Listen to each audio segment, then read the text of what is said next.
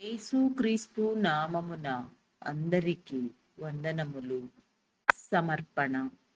న్యాయాధిపతులు 11:29.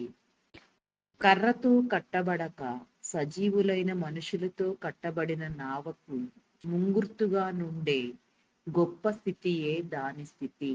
ఓడ కాలాల ప్రకారము కట్టుట, ఎన్నడూ జరగని ప్రవాహమును సహించి ఓడ కట్టబడెను.